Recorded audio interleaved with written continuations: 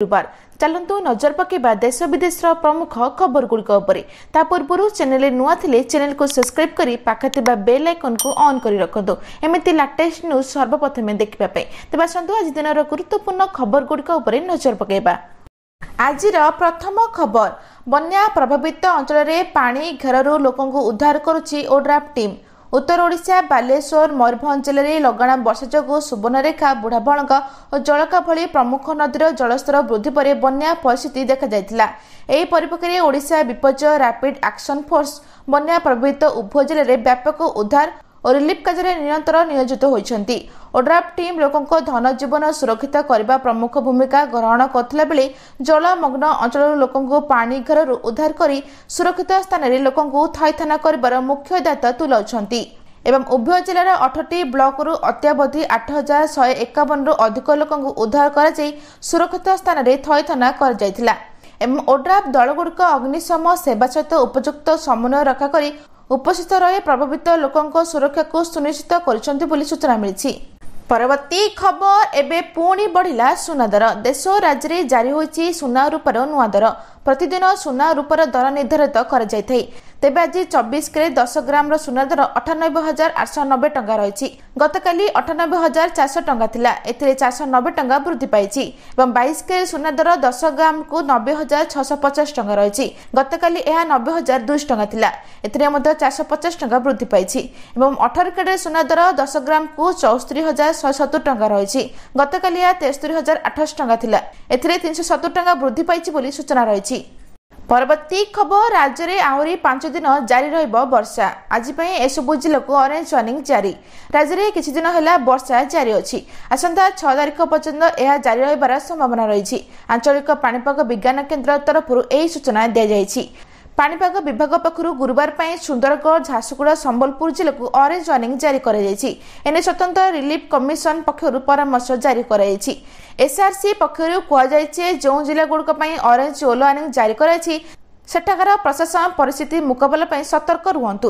वर्षा वज्रपात समय लोक सतर्कतामूलक पदक्षेप ग्रहण करंतु। जल भर्ती थिबा स्थान को जातु नहीं। प्रबल वर्षार संभावना थिबारु मत्स्यजीवी माने समुद्र भितर को जातु नहीं। वर्षा पर स्थानीय प्रशासन क्षयक्षति भित्तिक रिपोर्ट प्रस्तुत करंतु।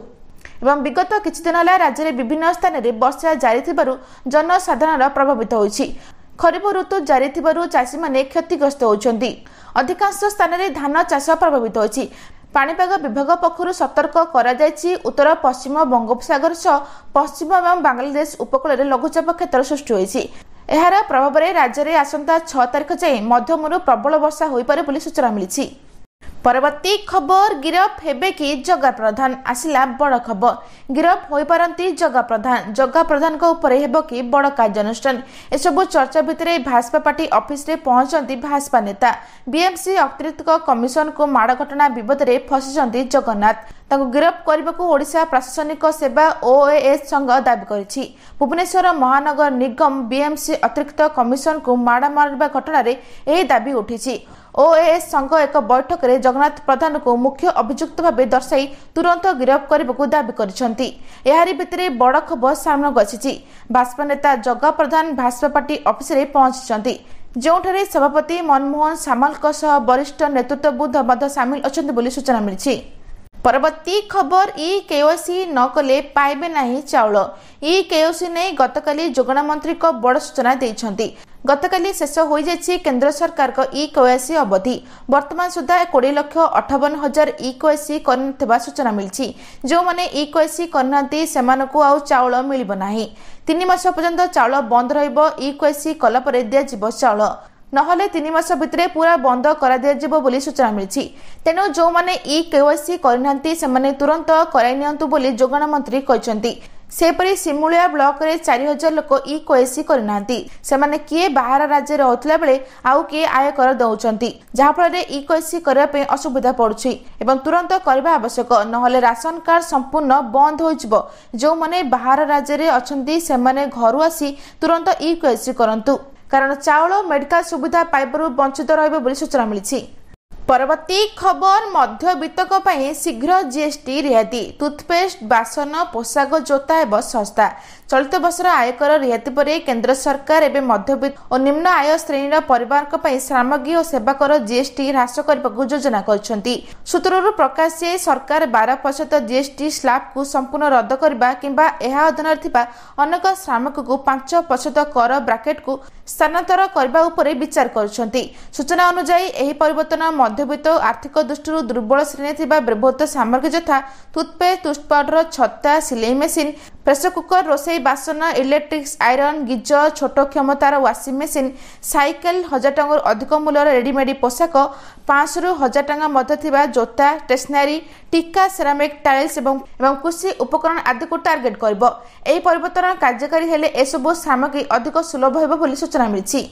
परवर्ती खबर सुभद्रा तृतीय किस्ती टंका केबे आसीबो केउ माने बाद पड़िबे पुणी आसीबो सुभद्रा टंका सुभद्रा तृतीय किस्ती टंका हिताधिकारी खाता को आसीबो एने तारीख घोषणा करिसचंती राज्य सरकार। मोहन सरकार को सुभद्रा योजना रे दुईटी किस्ती टंका हिताधिकारी खाता को आसी सारिछि। तेबो तृतीय किस्ती टंका केबे आसीबो केउ माने पाइबे अयोग्य हिताधिकारी सर्वे पर तृतीय किस्ती टंका दिया जिवो। समस्त योग्य हिताधिकारी निकट में सुभद्रा योजना टंका पहुंचवा नहीं पूर्व भी घोषणा कर राज्य सरकार।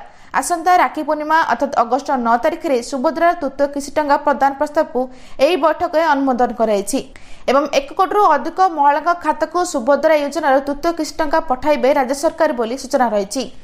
परवर्ती खबर रेल यात्री बड़ खबर 1 जुलाई 2025 रु लागू है रेल विभाग तरफ नुआ नियम। आपण जदि ट्रेन रे यात्रा करछंती तेबे जानि रखंतु एही नुआ नियम।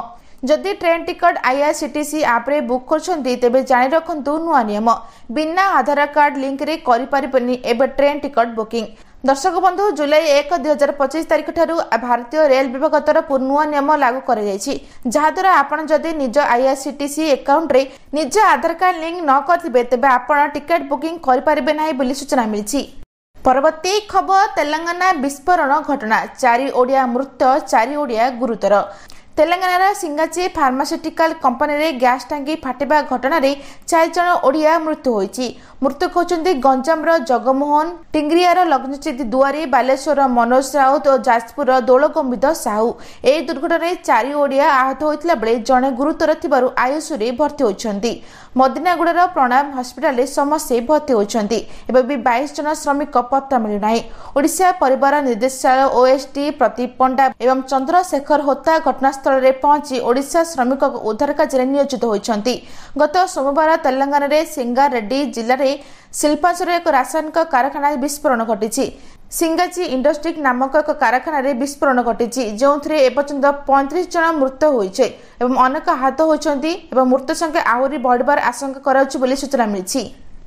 परवर्ती खबर एंड्रॉइड व्यवहारकारी को खुशी खबर देला व्हाट्सएप रोल आउट हैला चमत्कार फीचर।